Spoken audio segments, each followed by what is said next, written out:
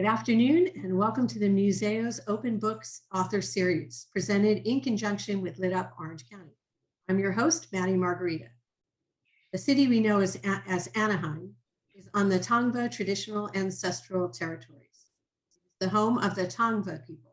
And despite multiple colonizations and occupations, many Tongva people continue to live here in Anaheim. The Museo respects and honors the sovereign rights of Indigenous communities. The Museo's mission is to bring relevant cultural experiences in the arts through our exhibits, events, educational, and significant programs that lift up our community. During this afternoon's presentation, we will share web links for the presenters for additional information and book sales. This session is being recorded. A little about me. I'm Maddie Margarita, your host. I'm a writer and teaching artist at the Muzeo Museum Cultural Center. I also host the Southern California Writers Association Hump Day Book Tour, Lit Up OC, and Character Floss on Authors on the Air Global Radio Network. With me today are two exceptional authors, Russ Thompson and Lillian Nader. Russ is a retired educator who served as a reading teacher and high school principal in Los Angeles. His books are intended to help teens improve their reading skills, develop confidence, and go on to read books that are more challenging. Lillian is an author, playwright, copy editor, and retired educator. Her book, Thiep and Thorpe, Adventures in Space, is a science fiction novel for young readers. Her nonfiction publications include educational workbooks on cooperative learning in the classroom. Lillian is a contributing author to Muse and Ink, Soul's Expression Through Writing, and has published 3 of her short plays. 2 of her holiday plays came to life on stage at Stage Door Repertory Theater in Anaheim, California. She enjoys writing books and plays for children and adults. All right, welcome everybody. Thank you both for being here. So at first pass, writing books for young readers, I think might sound easy. After all, they're only kids, right?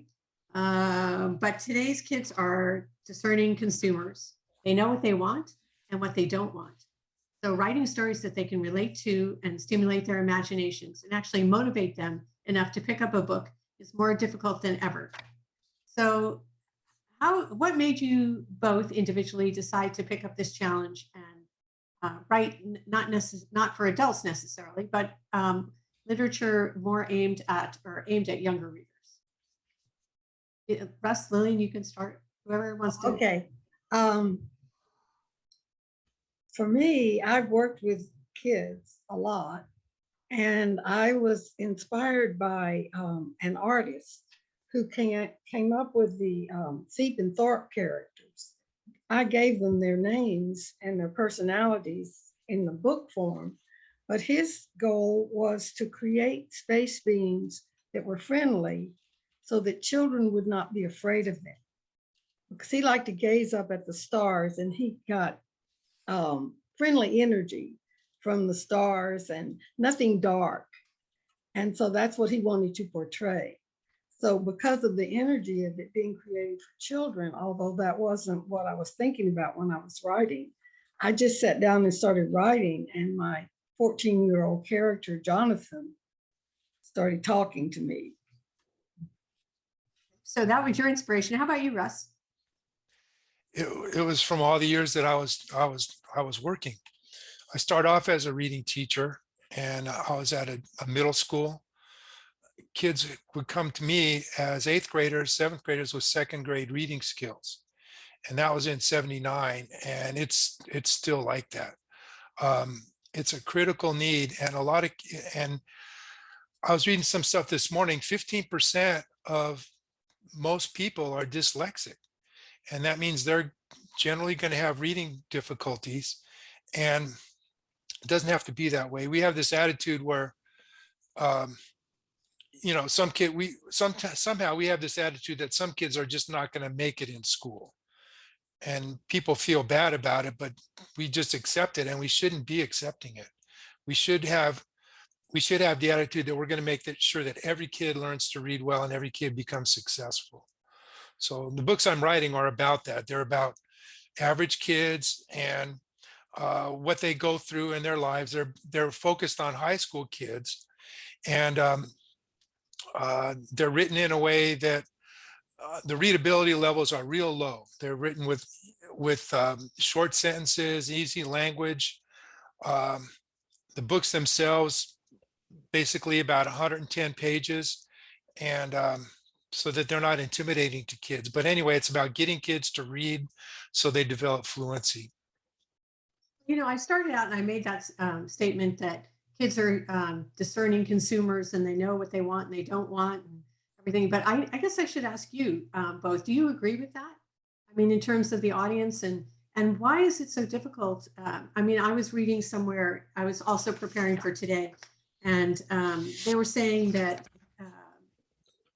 the percentage of young people who read today is continuing to decline. Although there may have been a tiny bump up during the pandemic. That must have been the day the Wi-Fi was out. But and that the numbers of people and young people who read continues to decline even more drastically as they get older. So why do you think that is? Lillian, do you want to tackle that one? Well, because there's so much media bombardment that they have access to, and it's just easier. They don't have to struggle to watch a movie. In fact, when I was a kid, I got really bored in history classes, but when I watched movies about historical figures and events, I was fascinated. And I was wondering why, they couldn't teach me history like that. I would get it. And kids might feel that way. They'd rather watch it than have to read it or struggle to read it. So Russ has the right idea by gearing the material to the reading level, to a better reading level, and not use $500 words when you can use $5 words and say the same thing. So my idea is to, if you're writing for children, make sure you know the reading level of your book. So go ahead and write your story, but don't publish it until you check, figure out your age group and then figure out what the reading level of your book is. If you're writing for second graders and that's your audience or your readership, then check the level. And if it's at like 6th grade level, you need to do some work on your manuscript. However, don't dumb it down for kids.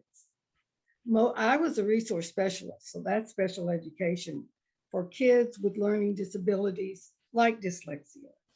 Most of them have average to high IQs, very bright kids. So don't dumb down the material and make the pace of it fast. Russ, I read one of your books, Nowhere to Hide, and it was very fast paced and easy to understand, but the story itself was not at all dumbed down. It was interesting. Thanks. Relatable. Well, cool. Thanks so much for reading it. I run into the same thing that Lillian runs into. It's so funny. So here I am as a principal, and all of a sudden kids have all their little, their flip phones when those come out, and kids just are on them. We can't keep kids off them like during lunch. And then all of a sudden kids are texting to each other. And I'm thinking, oh, cool. They're texting, they're reading, but that's not nearly enough. It's almost nothing. And there's too much going on. I shouldn't say that. I was talking to a person last week, and he was telling me about his son. He never reads, but his son got over 1,500 on the SAT test, which is, I think the perfect score is 1,600. So here's his son who is brilliant, absolutely great reading comprehension, but he tells me, yeah, but my son, I'm not sure if he's ever read a book for pleasure. And we have to change that. And when people are getting knowledge from social media or from TV, they're always going to be limited as far as what they can get. But if people truly become literate, where they're reading books, reading the newspaper, I mean, that's what our society needs. And it's something that I believe really strongly in as far as where our society is going to go. But getting back to kids, I mean, a lot of them are going to take the path of least resistance. And so, like, for example, in these books that I'm writing, this is one of them. It's the newest one that just came out. It's about a kid. He goes through a lot of trauma when his dad dies, and it spills off into what he's doing in school. And then all of a sudden he's spray painting on walls. Well, now I forget what the point I was trying to make. But anyway, kids need materials that they're going to be able to really get involved in. The ones that I'm putting out, I try to write them like thrillers where there's a lot of action, things going on to pull in the kids that way. And my hope is that once kids start reading these books, they're going to graduate from the books that I'm writing and go on to read stuff that's more challenging. That's what we need. But we need to make a first step. I was talking to an Uber driver a while back, and he was an English teacher. This was in St. Louis. And he was saying, yeah, he goes, I never read a book until after I got out of college. And I'm thinking, oh man. So it's like a hidden problem that's under the surface, and we need to address it. I think you two kind of have hit on this. Maybe the secret sauce of writing for kids is writing themes and topics that they're interested in and that they can relate to. So Lillian, when you talked about your inspiration for Thief and Thorpe, see how quickly that rolls off my tongue now. I think I've been practicing. So when you said, okay, I'm going to write a story to go with these space beings and illustrations, how did you come up with the theme and the emotional hook of the story so that kids the age of Donovan would be interested in reading it? How did you approach that? My approach is what if? So I've got my character and he's a 14-year-old. So what if he's in a situation as considered an incorrigible? He gets caught doing something he didn't really intend to do, but he becomes exiled to another planet. And he has to go to juvenile court school on this other planet because the Earth is overpopulated in the future. And so it's all about what would happen if that were really happening to me. So I put myself in his place. And the first thing that happens is his arch enemy, the guy that got him in trouble in the first place, is also over there, but he's a guard. And he's bullying him. He continues to bully him the way he did on Earth. And then he has to go through this thing with the authorities on that planet, and who happens to be his counselor. And his counselor makes him make friends with the bully. So what if he had to make friends with that bully? What would that be like? And then I use humor. I think humor is extremely important. In fact, I was watching a program with Jean Houston is her name. She was the daughter of someone who wrote comedy for Bob Hope. And she's also a spiritual leader. But the question was, what is the relationship between creativity and humor? And she said, they are madly in love. Love that. But there's the thing about humor is it eases tension. So when you're writing and you've got a really tense situation, and then you throw in something off the wall that's funny because it's unexpected, then the kids are going to laugh, and that's going to release the tension that they're going through in their lives. And they're going to keep reading to see what happens next. What's this goofball going to do next? It's funny. You think that I think some people, parents and writers, don't realize how appetites have changed, how social media and digital media and media in general has changed the appetites of kids. I mean, they have adult appetites. They're exposed to adults themes and material and TV all the time.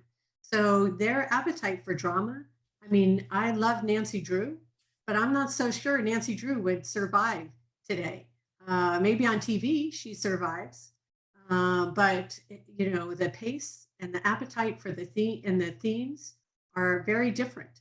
So I think that that's important. But you know, I wanted to go back to something that Russ said about the importance of this and what you guys do. It's no longer writing about bunnies that make friends and go into Mr. McGregor's garden, although there are lessons in there if you get through there. But you know, it's about helping kids understand the world outside of what is being fed to them. You know, if you just listen to TV or social media and you only listen to it from maybe 8 sources, and you don't have the ability to go back and read historical fiction, like Russ was saying, or read, go into a library and have, you know, a whole world of different opinions, you lose the ability to think and imagine. If somebody else is always imagining characters for you, and you lose the ability to imagine that yourself, you know, that's really a shame. So I mean, I really have a lot of respect for what you do, because I have a 10-year-old granddaughter who I'm trying, who it kills me that she doesn't just want to read everything every day. And I'm constantly looking for books that I think might interest her. So I mean, I give you a lot of credit for doing that. So when you're creating these characters, you know, kids have to relate just like adults. What about characters? Do you think characters have changed from the past, or do you think that, you know, it's still the same sort of thing, but the situations are different? Or You know, for me, I just started thinking about Catcher in the Rye and what that guy goes through, Holden Caulfield? Caulfield. And it's like, so here I am in high school. We had to read a bunch of, I don't know, literature that I could not identify with it. But then all of a sudden I read Catcher in the Rye and I thought that was just wonderful. And then that led me on to read other things similar to that. And all of a sudden I'm in college. I start off majoring in history and I said, you know what, I'm going to major in English and then I'm going to be a reading teacher. But it was because of finally there was some stuff that I wanted to read. And I agree with what you're saying, Maddie. I mean, it's like we have to connect with kids, but it's also about connecting with people. Judy Bloom, look at her. You know, look at all of the kids that she has connected with. And we need so much more of that. And we need, I don't know. I mean, um, we need Judy Bloom books, but for guys too. I mean, here I am in school. There's no way I would ever carry a Judy Bloom book and let somebody else see me carrying something like that. But she reached a lot of kids, and we need much, much, much, much more of that. You go to the library and you look in the kids section, and there just needs to be a lot more that's going to connect. And there's a lot of stuff out there that there needs to be more of an effort to connect with male readers. And so much of what's out there is targeted. I'm not sure if targeting is the right word, but it's about female I think main targeting is characters. fair. Mhm. Okay, and that needs to change. And it's if you look at, I don't know who I was talking to. It was probably some agent at a literary conference I went to, and you know, that's where the market is. It's for female readers, and so it's like we've created this vicious cycle of, you know, it's we need to make sure everybody learns to read, boys and girls, but we're putting out stuff mostly for girls. And if you look at the achievement gap for kids, boys are always behind girls, and it's now happening in college. The rates of I shouldn't say kids, young adults accepted into college, it's much higher for females, and the completion rates are much higher for females also. And to me, it all comes down to reading. That's where all these problems, I believe that's where so many of these problems start. I think reading is aspirational, or it should be, and it can be aspirational. and without aspirations and goals and dreams and all those things, nobody gets from where they are to any place good. So, I agree with that. It's funny, and I didn't realize this before, but both of your characters are male. And I mean, that's a big concern of mine. It's a personal concern. I worked in a company that got people jobs in Springfield, Missouri, and less than 50% of the boys graduated high school in this one high school. Less than half of the males graduated, where they had like 75 to 80% of the females. So I mean, I think that's a big issue, and I think those stories and the types of stories that are written for boys and girls, because you can move across gender. It doesn't have to be particularly. I mean, the messages are the same, but it always helps to relate if that person is a little more like you in some way. So as you go on, do you think that it's harder to write for kids than adults? I know for me, Or is I'm not sure the young adult in you just flowing out? I'm not sure if hard is the right word, but it's something I really have to get into. I mean, I have to kind of like make myself a kid. And what am I going to feel like going through what the characters in my stories are going through? And gosh, I look at the language I write, well, I don't use a thesaurus as much as I used to. But when I use a thesaurus, it's usually because I'm trying to look up a simpler word that a kid is going to read. So I try. For me, I try to put myself in the head of a kid, and in X situation, what would be going through my head? What would I be doing? How would I be reacting? Okay, Lillian. I mean, and you write plays, right? I mean, how is it more difficult to do that for kids than adults?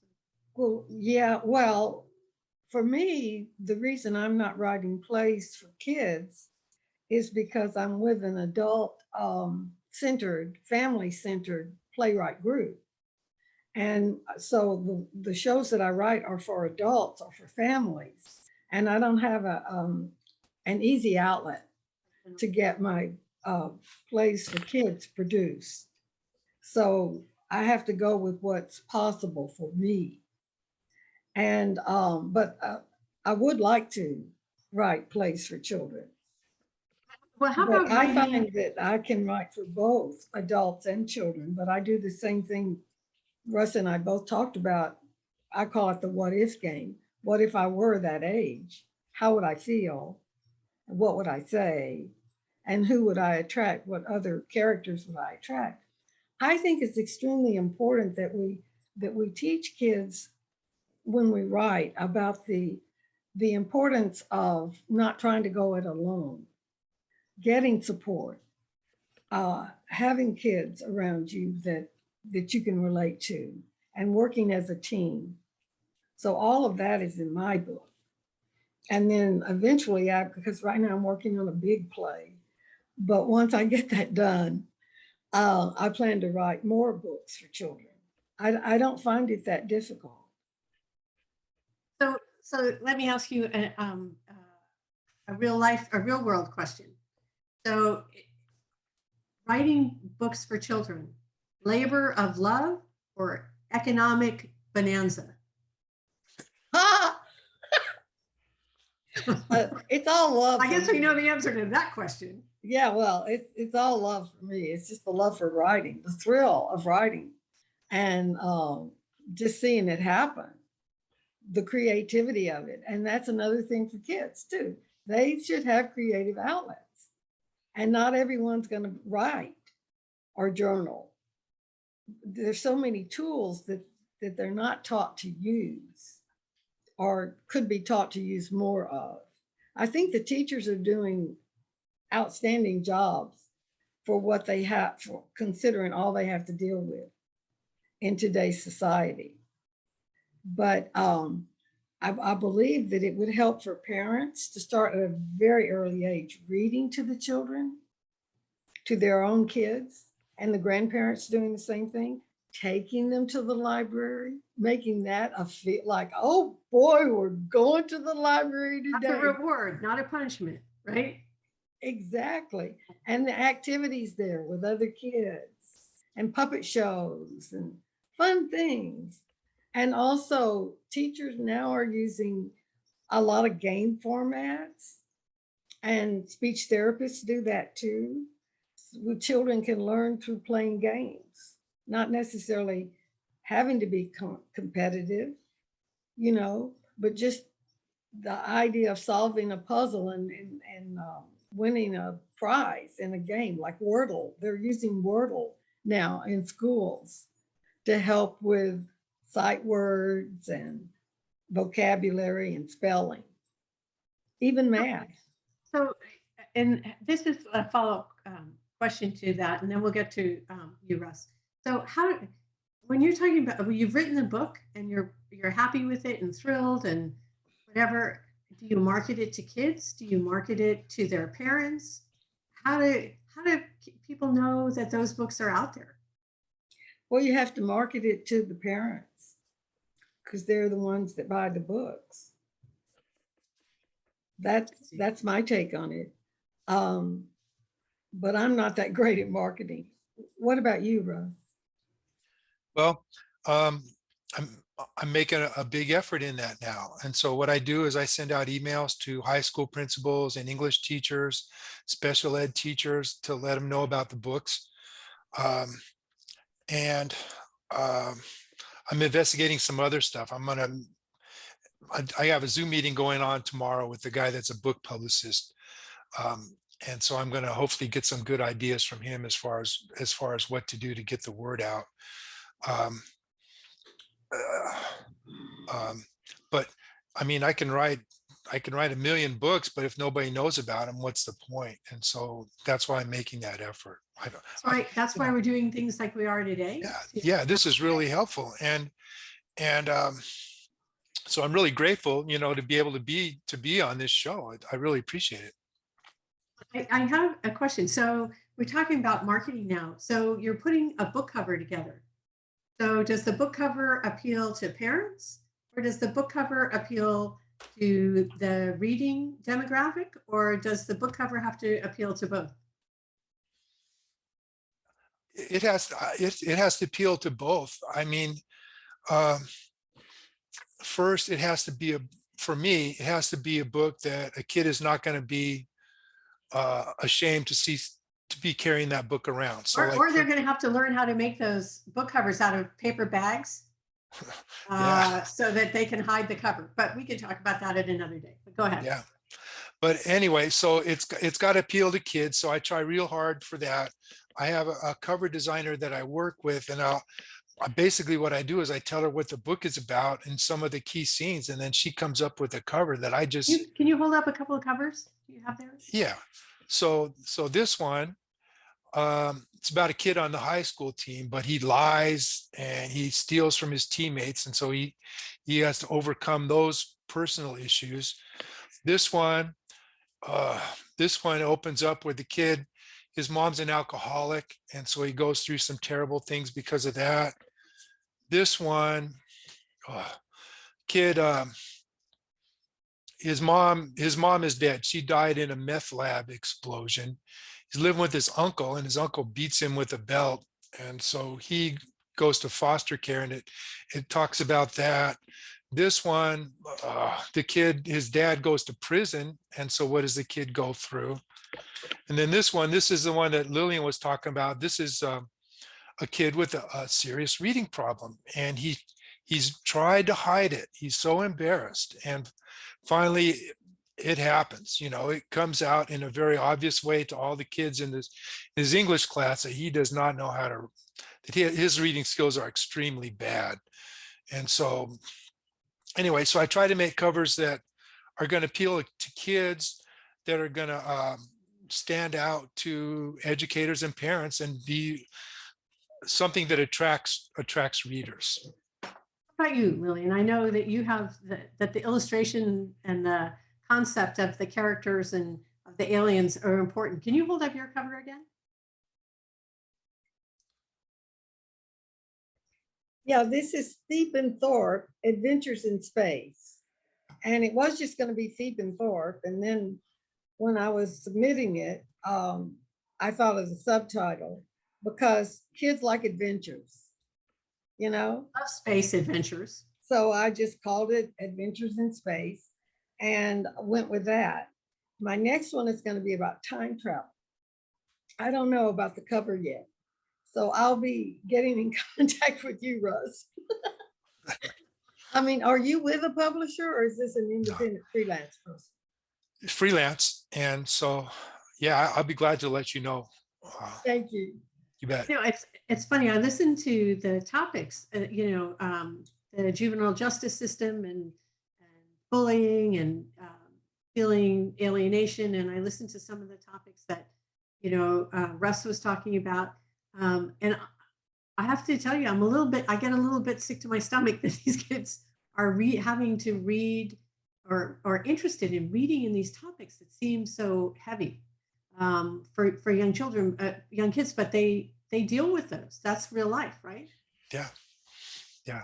So what do you say to parents who or grandparents?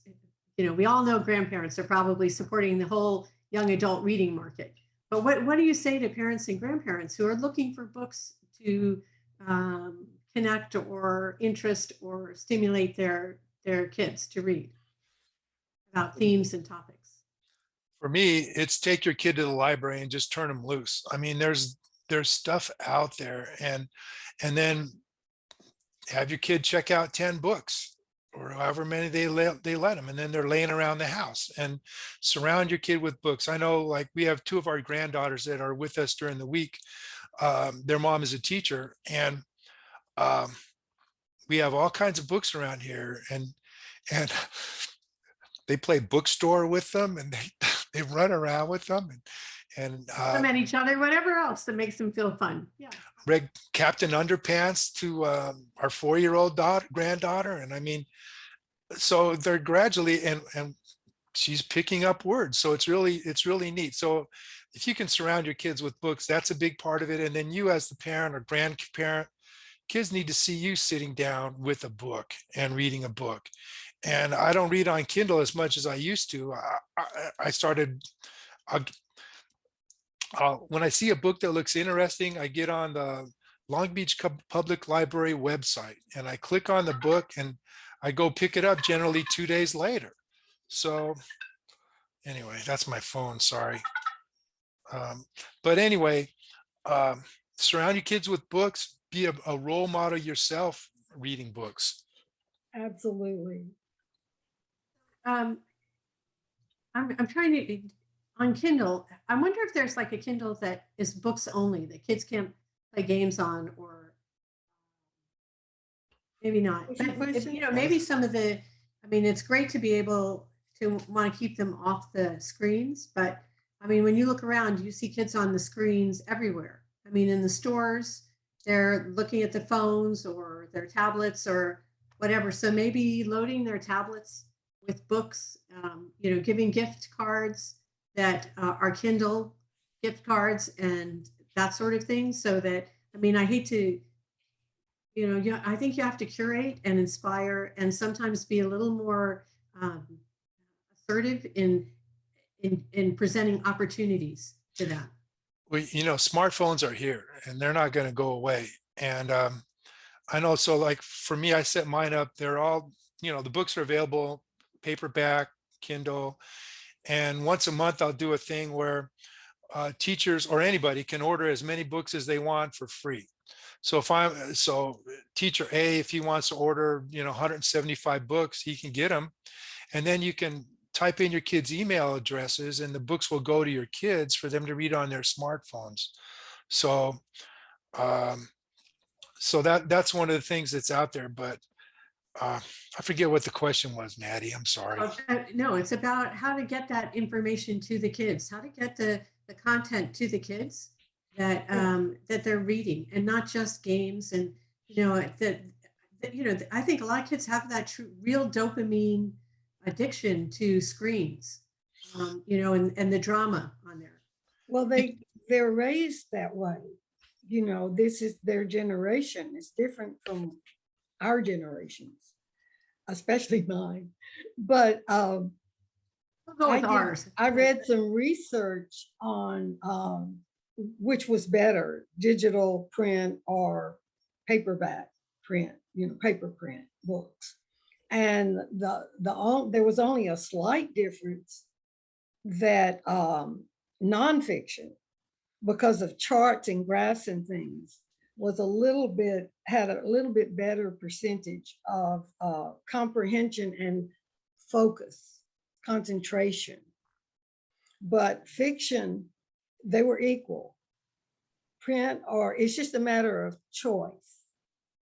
I like digital because if I'm at the car wash or waiting for a doctor's appointment, I have an assortment of books I can choose from, whatever mood I'm in. I have nonfiction and fiction that I read. How long the line is and how mad you are at the people in front of you. Murder, mystery, something light. Exactly. So it is a good thing, actually. So, I was talking to a friend of mine who feels the same way that I feel about this. And, I'm trying not to be evangelical about it, but it really is important to get out there. And we were talking about putting together a reading contest for the kids over the summer. That if they read 15 books, that there'd be some sort of incentive at the end of the summer. But, I'm not dumb enough to not want to talk to them about the books because I know how that goes. So, I mean, that's great interaction too. If you're reading the same books that your kids are reading, it should be, hopefully it's a little quicker for you, but yeah, maybe not. But what a great common conversation to have with them about the characters in the books and relate to them on different levels. So, you know what, maybe we should get together and do that and start with your books, both of your books, and put together a summer reading list. Yeah. Maybe we could do that through the Muzeo and do that, because I know lots of parents who would love that. There's resources out there. Lillian and I were talking about kids who are struggling readers. This is a plug. There's a website called Dyslexia Reading Well. And it was put together by this guy. His stepson was really struggling in school, struggling with reading. And so they finally got it figured out that it was a problem with dyslexia. And so he put this website together as a resource for parents and also educators. And there's resources out there. And it's mostly a matter of me as a parent saying, hey, my kid has a problem. I'm going to figure out what's going on and take action, not just accept it. If my kid's having trouble with school, or not just thinking, well, school is hard for me, now it's hard for my kid, and that's just the way it is, because it doesn't have to be that way. It shouldn't be that way. Yeah, the answer is there's an app for that. For anything that there's a problem with, you can Google it, and there's more than one app like the one Russ just described for readers to find. Like Scholastic Publishing is geared toward struggling readers, and it has the level of reading that the parents will know what their child's level is or should know, and can find out from the school, and then plug into the right books for those kids.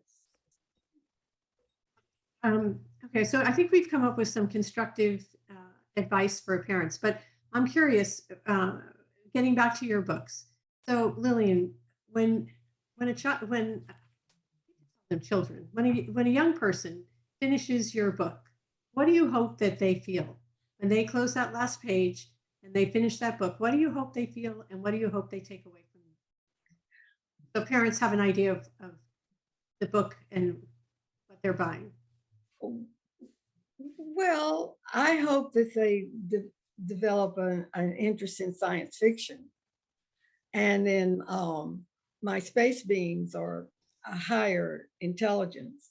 I hope it opens their minds to more possibilities, but also that they get from it what happens when you work with others as a team. Because there's one situation where Jonathan poo-poos someone's idea, but it's because he's jealous of that person because he thinks that his girlfriend is interested in him. So that's a selfish motivation, but for the good of what they're trying to do is help others. So someone calls him on it and he goes, oh yeah, you're right about that. And then he learns how to work as a team and to get the job done. So that's the kind of thing, but not by preaching, but by showing it, modeling the behavior that you want the children to learn. Different readers are going to get different things from different books. So I feel that there are a lot of things in there. They weren't necessarily intentional, but the theme of my book is thoughts or things. And that was intentional. I want people to understand that how they think, their attitude makes a difference in all aspects of life. So What that's a great message, Lillian. Thank you. Yeah, that is a great message. How about you, Russ? For me, it's real similar. I want a kid to read a book and say, hey, this was pretty good. I'm going to read another book and another and another. And then I'm going to tell my friends about it. Another thing I'm hoping that kids get from my books is an attitude about being positive and overcoming obstacles. And it's really easy to feel like the door's being shut in your face, and it's really easy to give up. And the more that happens, the quicker somebody is going to be to give up. And so it's all about, I'm hoping that kids will have more hopeful attitudes as a result of the books that I'm putting out, and understand that a lot of times you just make a couple of key changes and everything can turn around for you. I've seen that happen with kids. And a lot of times it's just about they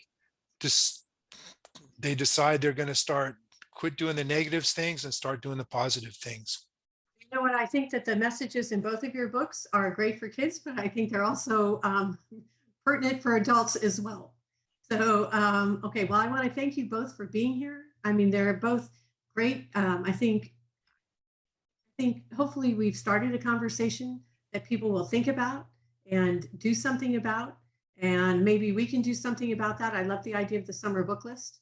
So maybe we can talk about that off screen. But I want to wish you both the best of luck. We are going to be putting the links to your work in the website. And I think, unfortunately, we're running out of time today. So we're going to have to end this. But as I said, we're going to put your contact information in there and links to your books so people can find out where they can get their hands on that. So thank you very much. And before we go, I just want to thank you for being here, not only Russ and Lillian, but everybody who will be watching this video, and remind them that the Museo's goal is to continue bringing relevant programming to the community. And to support the Museo, there is a donate button on our website, Instagram, and Facebook links, and your generosity is appreciated. Please join us Sunday, May 8th, Mother's Day, for the next art and jazz presentation with Elaine and Gillian. In the main gallery, Dialogue with the Divine will close on May 15th, and the exhibits in the Carnegie by EWHA, Knock Me, and Yeda Crops of Love will continue through to the end of May.